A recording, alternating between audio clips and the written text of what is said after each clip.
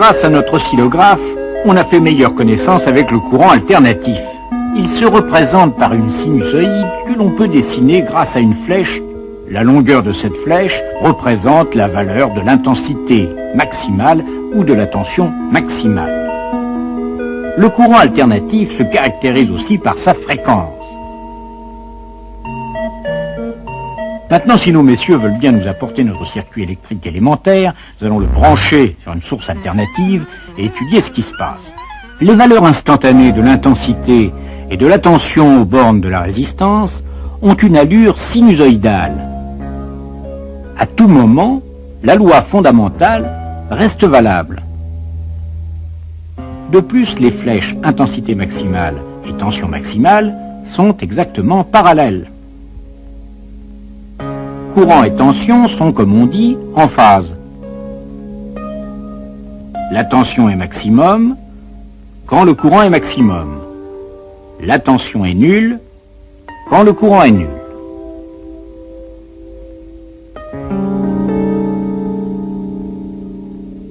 Maintenant, si par un artifice quelconque j'augmente la fréquence de la source, les valeurs maximales de l'intensité et de la tension ne changent pas. De plus, courant et tension restent en phase. La valeur de la résistance n'est donc pas sensible à la fréquence de notre courant, tout au moins dans les basses fréquences. Mais on a vu que bobine et condensateur étaient des bestioles qui réagissent aux variations. Vous vous souvenez ?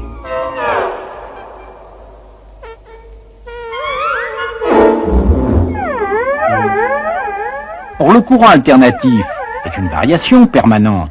Et plus la fréquence est élevée, plus la variation est rapide, de sorte qu'il y a fort à parier que bobine et condensateur vont être sensibles à la fréquence du courant alternatif.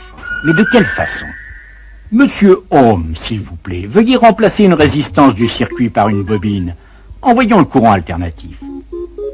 L'intensité dans le circuit et la tension aux bornes de la bobine décrivent encore des sinusoïdes. Oui, mais elles sont décalées dans le temps.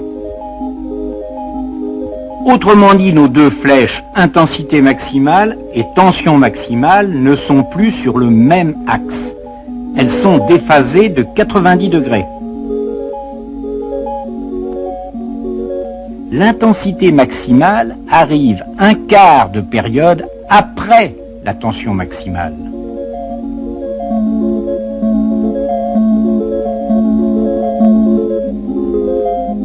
Et ce n'est pas tout. Si j'augmente la fréquence, voilà que l'intensité maximale dans le circuit se met à diminuer. Si je diminue la fréquence, l'intensité maximale augmente. Quant à l'autre compère, le condensateur, vous doutez bien qu'il va faire exactement le contraire. Si la fréquence augmente, l'intensité maximale dans le circuit se met à augmenter, et inversement. De plus, l'intensité maximale n'arrive plus un quart de période après, mais un quart de période avant la tension maximale.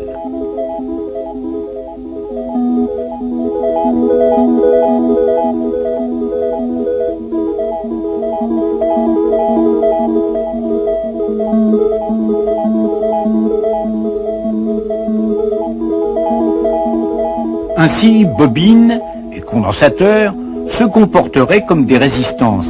Et de fait, on peut mesurer à leur borne une tension. Mais une résistance, elle, ne varie pas quand la fréquence augmente ou diminue. Elle laisse toujours passer la même intensité maximale. Tandis que bobine et condensateur, ce n'est pas du tout ça, on l'a bien vu.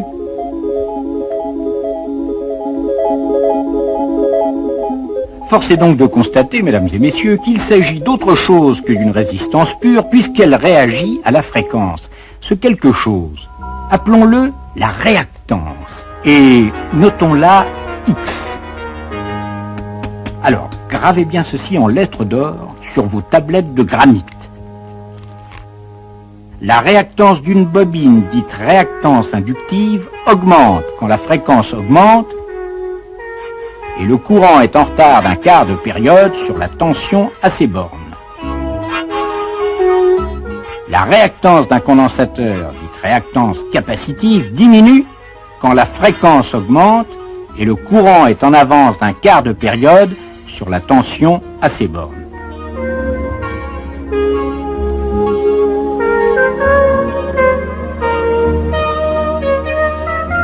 Quant aux formules précises des réactances, pour plus de détails, vous êtes prié, comme d'habitude, de vous reporter à votre professeur habituel. Il faut faire remarquer enfin que les réactances capacitives et inductives s'expriment aussi en ohms. Tout cela, allez-vous dire, pas bien compliqué. Dès qu'on connaît la fréquence, on peut calculer les réactances. Et puis, on manipule tout ça comme des résistances ordinaires. Eh bien non, non, non, 1000 fois non. Dans un circuit alternatif, quand on a en série des résistances et des réactances, eh bien 2 et 2 ne font plus 4. Évidemment, c'est assez troublant, mais vous vous doutez bien que cela provient de nos fameux déphasages. Je vois que nous avons parmi nous M. Fresnel, le grand spécialiste des flèches tournantes, qui nous fera le plaisir prochainement de nous expliquer ces mystères.